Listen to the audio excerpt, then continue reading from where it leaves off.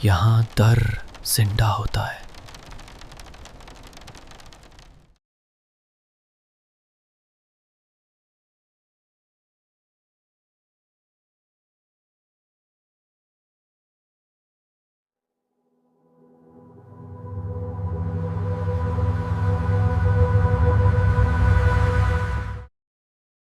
तो क्या वो यहीं से गायब हुए थे? हाँ, अब तक 1 दर्जन से ज़्यादा लोग गायब हो चुके हैं। तो तुम्हें क्या लगता है ये किसका काम है? इंसान या फिर किसी जानवर का, या कुछ और? इसीलिए तो तुम्हें यहाँ बुलाया है। हैम्पशायर से सटे हुए इस गांव पर एक अजीब साया मंडराने लग गया था। लोग गायब हो रहे थे अजीब तरीके से। लोगों के बीच अफवाह थी कि यहाँ उन्हें गायब करने वाला एक वेयरवुल्फ है, जबकि कुछ उसे इंसान मानते थे। मैं यहाँ तुम्हारी मदद तभी कर पाऊंगा जब मुझे पता हो कि वो क्या चीज़ है। जहाँ तक मेरा ख्याल है वो इंसान है। आखिर वो क्या चीज़ थी? वो कौन था? आप इतने यकीन से कैसे कह सकते हैं कि वो कोई वेयरवुल्फ नहीं बल्कि एक इंसान है? क्या आपकी बात के लिए आपके पास कोई सबूत है? देखो, जहाँ तक मेरी जानकारी है वेयरवुल्फ सिर्फ पूनम की रात को आते हैं, और परसों पूनम की रात तो थी नहीं। और जहाँ तक लोगों की गुमशुदगी का सवाल है, अगर वो कोई वेयरवुल्फ होता तो तुम्हें लोगों की लाशें मिलती उधड़ी हुई, ना कि गुमशुदा लोग। इस गांव में पिछले कुछ दिनों से वेयरवुल्फ के होने की अफवाहें फैली हुई थी, और उससे सुलझाने के लिए ही मिस्टर मैल्कम को यहाँ बुलाया गया था। उन्हें गांव के एक शांत से घर में रहने के लिए जगह दे दी गई थी, पर वो यहाँ अकेले नहीं रहने वाले थे। तुम्हारे रहने का बंदोबस्त मैंने मिस्टर बेल के घर करवा दिया है। वो एक शांत लड़का है, तुम्हें उसके रहने में कोई परेशानी नहीं होगी। क्या उनका अंदाज़ा सही था? क्या वहाँ वाकई कोई वेयरवुल्फ नहीं था? वो यहाँ अपनी बहन के साथ रहने आया था। उसकी बहन उसके स्वभाव के बिल्कुल उलट थी। उसे लिखने का बेहद शौक था। मैं यहाँ अपनी बहन के साथ रहने वाला हूँ, तुम्हें इस बात से कोई दिक्कत तो नहीं होगी? जी नहीं, मुझे कोई दिक्कत नहीं है। उसे यहाँ आए हुए 2 दिन बीत चुके थे, पर इस दौरान उसने एक बार भी उस शैतान की झलक नहीं देखी, सिर्फ अफवाहें सुनी। तुम्हें यकीन है वो दोबारा आएगा भी? हाँ, हर 2 या 3 दिन पर वो दिखता रहता है। मुझे जल्दी ही उसे देखना है। और उसे इस बात का ज़्यादा इंतज़ार नहीं करना पड़ा। उसी रात गांव में चीख पुकार और हो हल्ला मचा हुआ था। वो जंगल के बीच गया और वहाँ उसे उस शैतान की एक झलक दिखी। वो उनके सामने ही था और गांव की तरफ जा रहा था। मिस्टर मैल्कम भी धीरे धीरे उसके पीछे पीछे गांव की तरफ जाने लगे, पर वो बहुत फुर्तीला था। वो पहले ही गांव में पहुंच चुका था और उसने तबाही फैलाना शुरू भी कर दिया था। गांव के लोगों के पीछे वो पागलों की तरह भाग रहा था, उन्हें पकड़ने के लिए, अपने साथ ले जाने के लिए। मिस्टर मैल्कम ने निशाना बांधकर उसकी तरफ एक चांदी की गोली दागी, जो उसके कान को छूते हुए निकल गई, और इससे ज़्यादा फर्क नहीं पड़ा। मेरे ख्याल में आपको आपके कमरे की खिड़की बंद रखनी चाहिए मिस। वो शैतान वापस आ गया है। पर मुझे लगता है यहाँ डरने की कोई बात नहीं है ना? उसकी बहन अमेलिया ने मिस्टर बेल से काफ़ी अच्छी जान पहचान बना ली थी। उसके नज़रिए में वो एक अच्छे इंसान थे और काफ़ी हद तक उसके जैसे ही थे। पर मिस्टर बेल भी बहुत से राज छुपाए हुए थे। तो क्या कल रात आपने उस वेयरवुल्फ को देखा? हाँ, मैंने उसे देखा, पर मैं अपनी बात पर अब भी कायम हूँ कि कोई वेयरवुल्फ नहीं है, वो कुछ और है। मैं झील के उस पार उसका घर ढूंढने जा रहा हूँ, आखिर वो छुपता कहाँ है। तुम इधर मेरा इंतज़ार करना, और अगर कोई गड़बड़ लगे तो गाँव वालों को बुलाना। वो दोनों वेयरवुल्फ के घर की खोज में निकले थे। इधर मिस अमीलिया को मिस्टर बेल के बारे में कुछ नई बातें पता चली थी। मिस्टर बेल, मैंने आपके बारे में गांव वालों से कुछ अफवाहें सुनी हैं। कैसी अफवाह है अमीलिया? मैंने सुना आपने आपकी माँ को मार डाला। क्या ये सच है? बताइए, क्या ये सच है?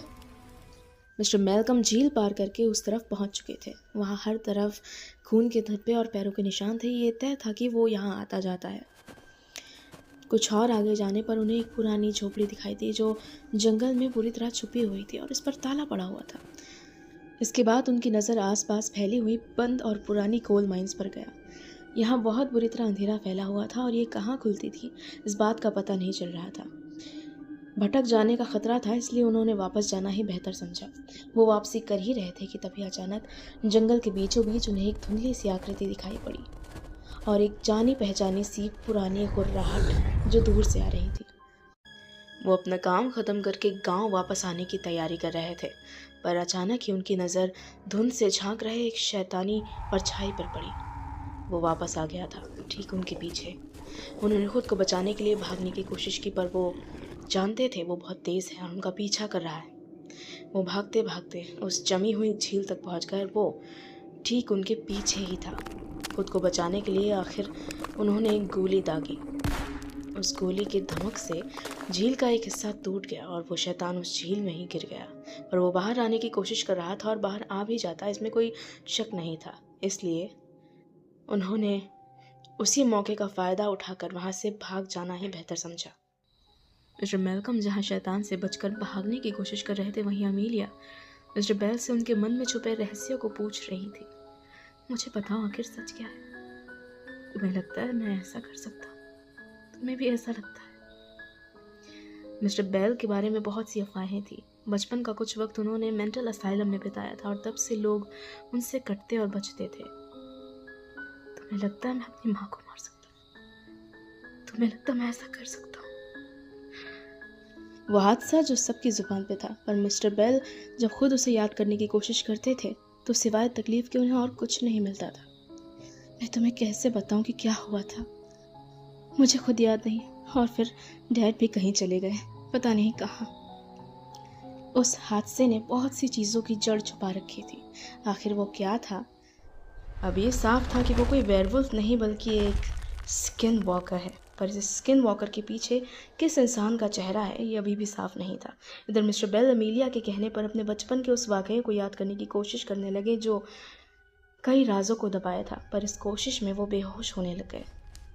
Mister bell, Edgar. अमीलिया उस वक्त वहीं थी और वो फ़ौरन मिस्टर बेल को हॉस्पिटल लेकर गई। उसे एक याद ने उनकी बहुत सारे राज समेट रखे थे, मसलन उनकी माँ की मौत, उनके पिता का अचानक गायब हो जाना और उनकी माँ के कत्ल का इल्ज़ाम खुद बेल के सर आ जाना। वो इस वक्त उसी याद में खोए हुए थे। एक पुराना बंद कमरा जिसके आगे से आती हुई वो फुसफुसाहट हमेशा उसे डरा देती थी। मेरी मदद करो। क्या उस याद का उस स्किन वॉकर से भी कुछ लेना देना था? शैतान एक बार फिर से शिकार पर निकल चुका था और वो चारों तरफ अपने शिकार को ढूंढ रहा था। रात का अंधेरा गहराता जा रहा था। वो एक छत से दूसरी छत पर बड़ी आसानी के साथ छलांग लगा रहा था। उसकी आंखों में खून उतर आया था। मिस्टर मेलकम जानते थे कि चांदी की गोलियों से शैतान का कुछ बिगड़ने वाला नहीं है, पर आग से हर शैतान डरता है। उन्होंने उसे ढूंढा और उसकी तरफ एक आग से जलता हुआ तीर छोड़ दिया। वो निशाने पर लगा और वो शैतान घबराकर वापस जंगल की ओर भाग गया। उसके पीछे पीछे मिस्टर मेलकम भी गए। वो अपने घोड़े पर थे। जंगल में बहुत अंधेरा और धुंध थी। वो आगे धुंध की एक चादर में जाकर कहीं गुम हो गया। इसलिए मिस्टर मेलकम अपने घोड़े से नीचे उतरकर उसे ढूंढने लगे, पर उन्हें कोई अंदाजा नहीं था कि वो शैतान ठीक उनके पीछे ही है।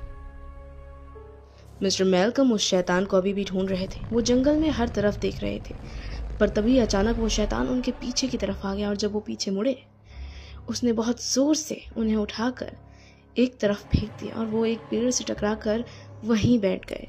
उनके पास अभी भी उनकी गन थी। उन्होंने वो गन उठाई, निशाना बांधा और शैतान की तरफ गोली चलाई, पर इसका उस पर कोई असर नहीं हुआ। वो फिर भी आगे बढ़ता रहा और आगे बढ़ते बढ़ते बहुत करीब आ गया। अब उनके पास गोलियां भी ख़त्म हो रही थी, पर वो आखिरी गोली भी ज़ाया हो गई। उस पर इसका कोई असर नहीं पड़ा। इसलिए बचने के लिए उन्होंने अपने हाथ में पकड़ा लैंप उस शैतान पर दे मारा। इससे उसके शरीर पर आग लग गई और वो बचने के लिए भागने लगा और बीच जंगल में जाकर कहीं गायब हो गया। मिस्टर मेलकम उसे ढूंढते रह गए। वो भागते हुए झील के किनारे तक पहुंच गए, पर उसका कहीं कोई अता पता नहीं था। अचानक ही वो न जाने कहाँ गायब हो गया। गांव में तबाही मचाने के बाद वो शैतान एक बार फिर गायब हो चुका था और मिस्टर मेलकम उससे लड़ने की कोशिश में घायल हो गए थे। मैं एक बार फिर से वहां जाऊंगा, उस झील के पास। मैं उसे ढूंढना चाहता हूँ। कैसे ढूंढोगे तुम उसे? मिस्टर मेलकम इरादों के पक्के थे और उन्होंने सोच लिया था वो उस शैतान को खत्म करके मानेंगे। इधर मिस्टर बेल को भी होश आ चुका था। मिस्टर मेलकम उनसे मिलने गए थे। हेलो मिस्टर बेल, कैसे हो तुम? मैं अब ठीक हूँ। मेरी बहन ने तुम्हारे बारे में सब कुछ बताया। क्या ऐसा कुछ है जहां मैं तुम्हारी मदद कर सकता हूँ?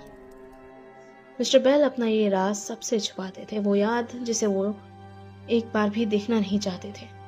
इस बीच उनके पास एक रखी डायरी पर मैल्कम की नजर पड़ी। ये क्या है बेल, तुम काला जादू कर रहे हो? आखिर उस डायरी में ऐसा क्या लिखा था? तुम काला जादू करते हो? ये मेरी डायरी नहीं है, तो फिर किसकी है? ये तुम्हारे पास क्यों मिली? मुझे सच बताओ, ये मेरे पिता की है। वो ये करते थे मेरे बचपन में। तो अब वो कहाँ है? मुझे अपने बचपन की कोई बात याद नहीं है, पता नहीं क्यों। मैं याद करना चाहता हूँ। मिस्टर बेल को अपने बचपन की बहुत ही कम चीज़ें याद थी। उन्हें अपनी माँ याद थी, पर उसके अलावा बाकी सब कुछ धुंधला था। शायद कोई गहरा ट्रॉमा था।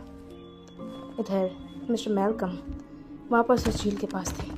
उन्होंने उस झोपड़ी को तोड़ा और उसके अंदर जाकर देखा। ये देखो, ये सारा काला जादू का सामान है। ये सब क्या है? गुमशुदा लोगों की लाशें उस झोपड़ी के बेसमेंट में पड़ी हुई मिली थी। अब आगे क्या होने वाला था? अमेलिया मिस्टर बेल की मदद करने की कोशिश कर रही थी। उसने कुछ दिन साइकोलॉजिस्ट के साथ काम किया था, इसलिए वो मदद करना जानती थी। मैं तुम्हारी मदद करूंगी। याद करने की कोशिश करो कि उस रात क्या हुआ था। मैं तुम्हारे साथ ही रहूंगी। अपनी आंखें बंद करो। मॉम, मॉम आपको क्या हो गया है? मॉम,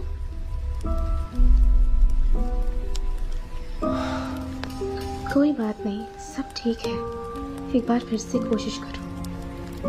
अमेलिया जहां मिस्टर बेल की मदद करने की कोशिश कर रही थी, वहीं मिस्टर मैल्कम एक बार फिर जंगल में थे। इस बार वो अपने दोस्त के साथ कोल माइंस का मुआयना करते ताकि पता लगा सके कि इस शैतान के आने जाने का वो गुप्त रास्ता कहाँ है, जहाँ से वो अचानक आता और जाता है। इस दौरान उन्हें कई कोल माइंस मिली जिनका रास्ता बंद था। क्या वो सही रास्ता ढूंढ पाएंगे? आसपास सड़ते मांस की गंध और नमी। ये टनल बाकियों से अलग थी। Tunnel number 37। वो आगे बढ़ रहे थे। आगे बढ़ने पर उन्हें हड्डियों का ढेर नजर आया और आसपास रेंगते हुए चूहे माहौल को और अजीब बना रहे थे। पर आगे बढ़ते हुए आखिरकार उन्हें इसका एक सिरा मिल गया और चलते हुए जब वो वहाँ से बाहर निकले, तब आश्चर्य की बात थी कि वो झील के दूसरी पार पहुँच गए थे। हाँ, अब समझे कि वो यहाँ से अचानक गायब कहाँ हो गया था। इधर मिस्टर बेल और अमेलिया अभी भी पुरानी गुत्थियों को सुलझाने पर लगे थे। बेल याद नहीं कर पा रहे थे उन पुरानी यादों को। कोई बात नहीं, सब ठीक हो जाएगा। मैं तुम्हारे साथ हूँ। मुझे घबराहट हो रही है, जैसे कुछ बुरा होने वाला है। आखिर वही हुआ जो नहीं होना चाहिए था। मेरी डायरी मुझे लौटा दीजिए अभी। तभी एक अजीब आवाज ने उनका ध्यान खींचा। वो ऊपर के कमरे से आ रही थी। अमेलिया के कमरे की खिड़की पर वही शैतान था। उसने कांच तोड़ा और अमेलिया को अपने साथ ले गया। शायद ये बदला लेने का कोई तरीका था या कुछ और, पर वो अमेलिया को अपने साथ ले गया। आने वाला वक्त और भी बुरा होने वाला था। मिस्टर बेल और मैल्कम दोनों ही अमेलिया के कमरे में बेतहाशा भागते हुए पहुंचे, पर तब तक देर हो चुकी थी। अमेलिया वहां नहीं थी। सामान बिखरा हुआ था। बेल ने उसे हर तरफ ढूंढा, पर वो कहीं नहीं मिली। अमेलिया जा चुकी थी, पर एक खतरनाक शिकारी के पंजों में। वो उसे कैसे बचाने वाले थे? आगे क्या होने वाला था? वो उसे ले गया। वो अमेलिया को ले गया। अगर तुमने मेरी डायरी वापस कर दी होती तो ऐसा नहीं होता। सब तुम्हारी वजह से। वो दोनों आपस में ही झगड़ रहे थे, क्योंकि इस बार दांव पर बहुत ही खास चीज लगी थी जो दोनों को ही जान से ज्यादा अजीज थी। भाड़ में जाए तुम्हारी डायरी, इसका मेरी बहन से क्या लेना देना? तुम आखिर काला जादू क्यों कर रहे थे? बताओ मुझे। सच बोलने का वक्त आ गया है मिस्टर विक्टर एडगर बेल। तुम इस बारे में जो कुछ भी जानते हो मुझे अभी बताओ। वो दोनों ही घबराए हुए थे, पर उनमें से कोई भी इस बात को जाहिर नहीं करना चाहता था। इधर अमेलिया को भी होश आ गया था। वो अपने आसपास की जगह को देख रही थी और घबराई हुई थी। शैतान ठीक उसके पीछे ही था। ऐसे बोलना बंद कीजिए। मैं कोई कातिल नहीं हूँ। मैंने अपनी माँ को नहीं मारा, ना अमेलिया को नुकसान पहुँचाना चाहता हूँ। ये सब सालों पहले हुआ था। मेरे पिता फौज में थे। उन्हें फौज से निकाल दिया गया क्योंकि उनके पैर पर गोली लगी थी, और वो उसके बाद घर पर ही रहने लगे थे। अधिकतर वक्त मेरी माँ और उनके बीच झगड़े होते रहते थे। वो घर के बेसमेंट में घंटों बैठे हुए न जाने क्या करते रहते थे, और वो डायरी वो उनके हाथ में होती थी। मुझे नहीं पता वो वहाँ क्या करते थे, क्यों करते थे। एक रोज़ जब मैं स्कूल से वापस आया, माँ घर पर नहीं थी। माँ कहाँ है? वो अपनी माँ के घर गई है। उससे ये सवाल मत पूछना, समझे तुम? और उसके बाद बेसमेंट की वो मनहूस दहलीज, और उसके अंदर से आती हुई वो फुसफुसाहट। मदद करो। इसके बाद मुझे कुछ भी याद नहीं रह गया। मैं कोशिश करूं फिर भी नहीं। मैं सच कह रहा हूं, सुरक्षा के लिए करता हूँ, मेरा यकीन ताकि वो कीजिए। स्किन वॉकर यहाँ तक ना पहुँच सके। और आज मेरा वो अनुष्ठान अधूरा रह गया। और देखो ना, वो स्किन वॉकर अमीलिया को अपने साथ लेके आना जाने कहा।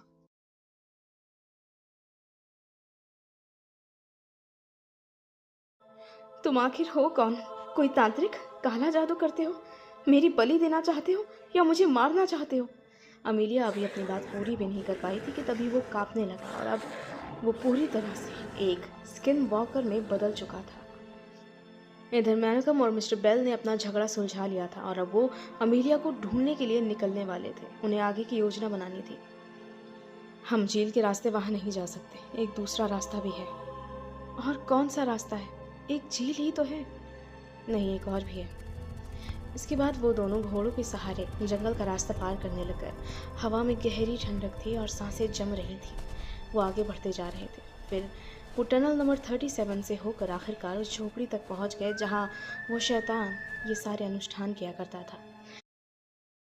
सतर्क रहना, वो तुम्हें काबू कर सकता है, तुम्हारी सोच पढ़ सकता है, यहाँ तक कि तुम्हें भटका भी सकता है। इतना कहकर वो आगे बढ़े। अंदर जाकर उन्हें अमीलिया मिली तो, पर वो होश में नहीं थी, मानो वो किसी के काबू में हो, एक गोल घेरे में बैठे हुए, मानो उस पर जादू किया गया हो। अमीलिया, रुको, ये अमीलिया नहीं है। पर आपको कैसे? उसकी ओर देखो। मिस्टर मैल्कम को लग रहा था ये किसी तरह का धोखा या चाल है उन्हें फंसाने के लिए। उन्होंने अपने साथ लाया हुआ खारा पानी उसके सर पर छिड़का। इसकी आंखों में मत देखना, समझे? उसके शरीर में हरकत हुई और उसने अपनी आंखें खोली। वो चिढ़ी हुई थी।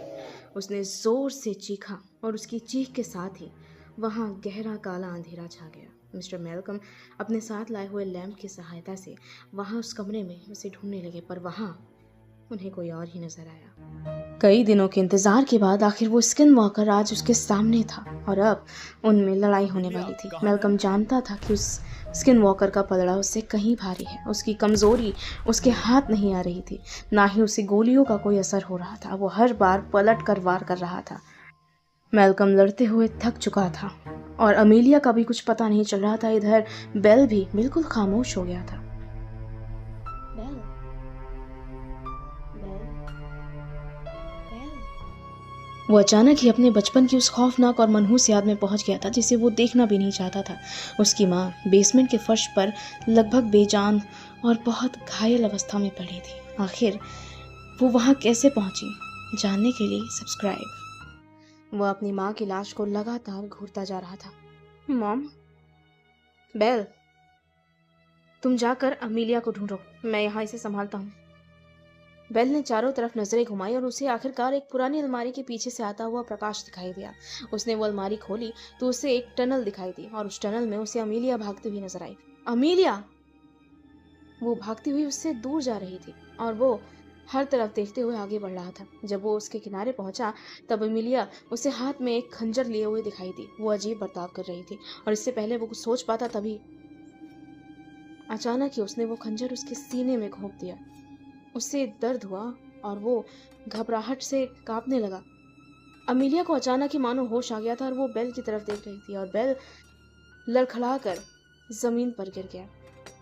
अमीलिया घबराई हुई थी, समझ नहीं आ रहा बहुत सी गुत्थियां अब सुलझने वाली थी। मैल्कम कई घंटों से उस शैतान से लड़ रहा था, उसमें अब ताकत नहीं बची थी। वो घायल भी हो चुका था, फिर भी वो इस लड़ाई को हारना नहीं चाहता था। उसने आखिर में अपना आखिरी हथियार निकाला, उसकी कुल्हाड़ी, और उससे उस शैतान पर हमला करने लगा। पर वो बहुत ताकतवर था। उसने उसके हाथ से वो कुल्हाड़ी छीन ली और उस पर जोर से वार किया। मैल्कम लड़खड़ा कर वहीं गिर पड़ा। उसने उसका गला पकड़ा और मानो वो उसकी ताकत को सोख रहा हो। मैल्कम कमज़ोर पड़ने लग गया था। इधर बेल अमीलिया को अपनी उस याद के बारे में बता रहा था जिसे इतने दिन से उसने खो दिया था। मैं तब 7 या 8 साल का रहा। मेरे पिता से मेरी ज़्यादा बात नहीं होती थी। माँ पिछले 3 दिनों से गायब थी और पता नहीं वो कहाँ चली गई थी। मुझे कुछ नहीं पता था। अगर डैड से उनके बारे में पूछता वो नाराज़ हो जाते थे। बहुत वक्त गुजर गया। मुझे याद है उस रोज़ डैड घर पर नहीं थे। मैं खेल रहा था और खेलते खेलते मेरा कागज़ का जहाज़ उस पुराने बेसमेंट में चला गया था। मैं जाना नहीं चाहता था, फिर भी मैं उसे देखने नीचे गया। और जब मैं नीचे गया तो वहाँ मांस के सड़ने की भयंकर बदबू आ रही थी। कीड़ों की भिनभिनाहट सुनाई दे रही थी। और जब मैं नीचे गया वहाँ मेरी माँ थी। वो मर रही थी। उनकी सांसें चल रही थी बस नाम भर की, पर वो जिंदा थी। पर जीते जी उनका शरीर सड़ने लगा था। वहाँ कीड़े रेंग रहे थे।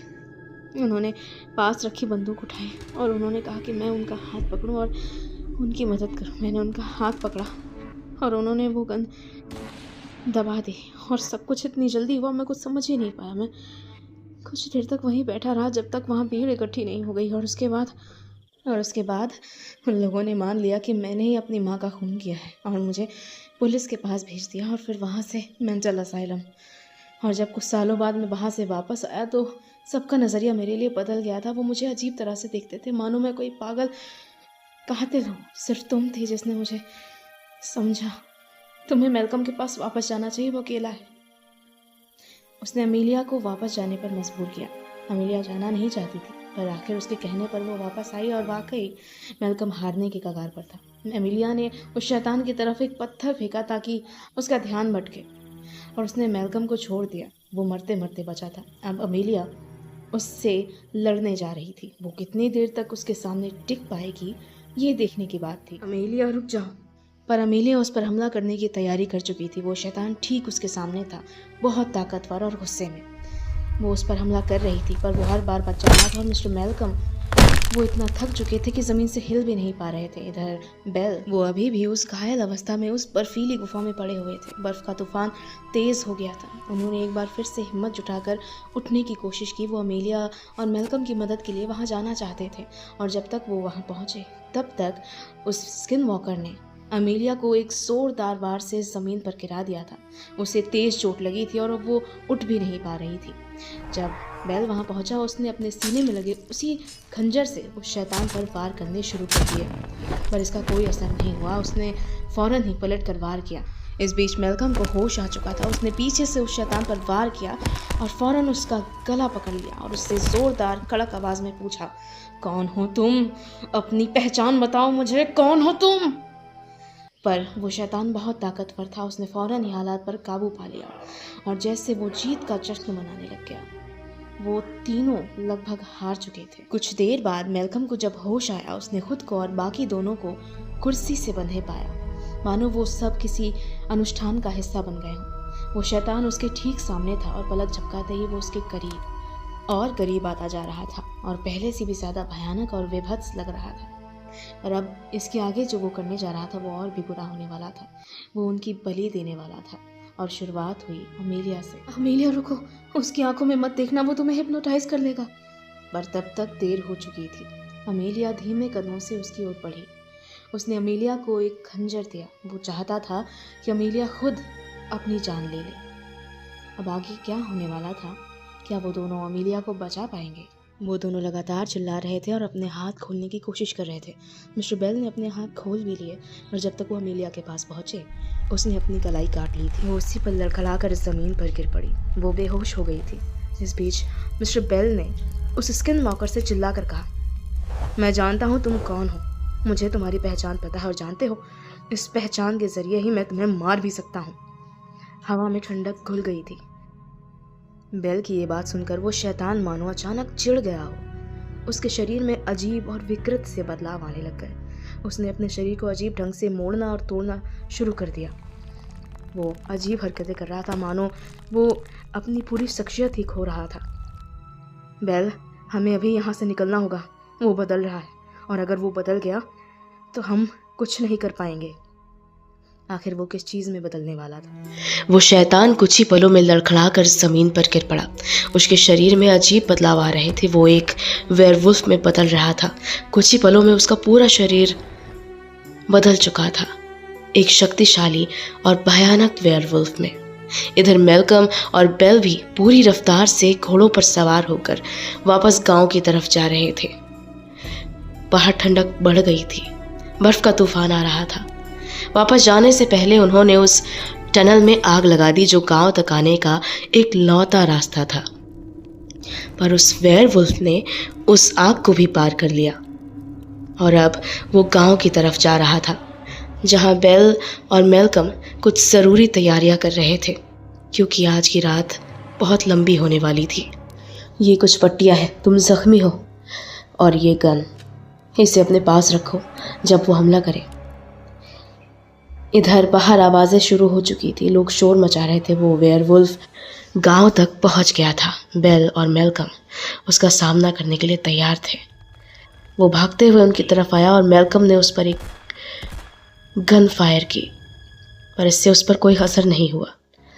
वो बेल पर झपट पड़ा और उसे ज़मीन पर गिरा दिया। इधर मेलकम उसे बचाने के लिए आ गया था, तो उसने मेलकम पर हमला किया। वो दोनों पूरी ताकत से उसका सामना कर रहे थे, पर वो शैतान बहुत ज़्यादा शक्तिशाली था एक इंसान के लिए। ऐसा लग रहा था मानो वो हारने वाले हैं। शायद इस बार वो जीत नहीं पाएंगे। एरम, मेलकम को छोड़ दो। उसे इस तरह उसके नाम से बुलाए जाने पर अचानक ही वो घबरा गया, मानो उसका कोई राज सामने आ गया हो। वो भागने लगा और उसके पीछे मेलकम और बेल भी थे। वो अचानक ही बीच रास्ते पर गिर पड़ा और अजीब तरीके से चिल्लाने लगा। वो एक बार फिर से अपना शरीर बदल रहा था और इस बार वो वापस अपने असली रूप में आ गया, एक स्किन वॉकर के रूप में। अब वो पहले से भी ज़्यादा खतरनाक हो चुका था। रात गहराने लग गई थी और बर्फ़ का तूफान बढ़ने लग गया था। वो उनके ठीक सामने ही खड़ा था कि अचानक उसके आसपास एक गहरी धुंध की चादर बनने लग गई। वो दोनों जब उसके करीब आए, वो उसी धुंध की चादर में कहीं गायब हो गया। उसे ढूंढते हुए वो दोनों ही जंगल तक पहुंच गए थे कि तभी अचानक वो उनके पीछे से वापस आ गया। ये बहुत ही भयानक था।